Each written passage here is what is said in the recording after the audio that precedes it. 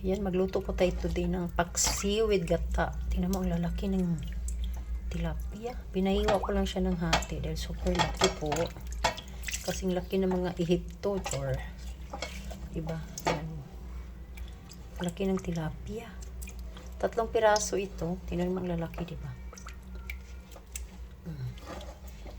Ayan.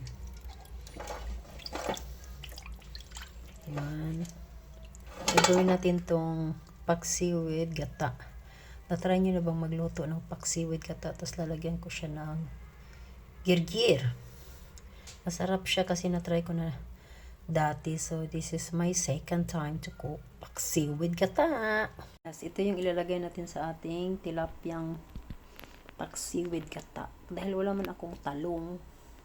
Kung may talong ako, malalaki kasi yung talong dito sa lugar namin. So, ito na lang girgir. Sa Arabic to. Girgir. Hindi ko alam kung ano to sa atin. Basta, masarap siya. Try nyo. Masustansya pa, diba? Yun lang nilalagay ko pagka wala akong mga nilalagay na gulay. Try nyong lagyan ng girgir. Masarap siya. As in. Yan. Ay, kumukulo na po yung ating paksiw na tilapia. Yan na po.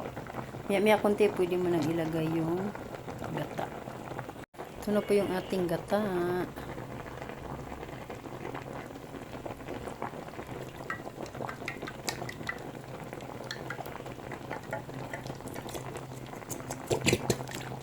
Ganyan po. Ilagay ko na yung gata.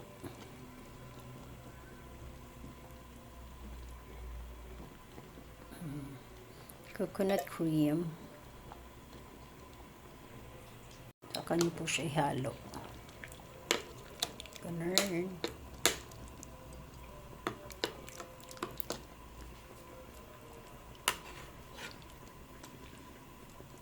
Lambot na yung ating isda. Mamaya ko na siya tikman pag naluto na yung gata. Sarap siya.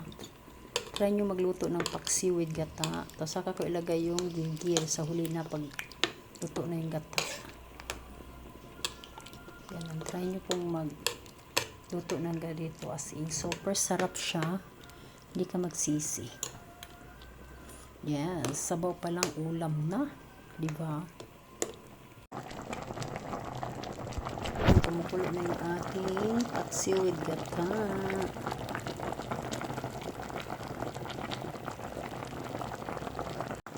Yan po, nilagay na natin yung ating girgir.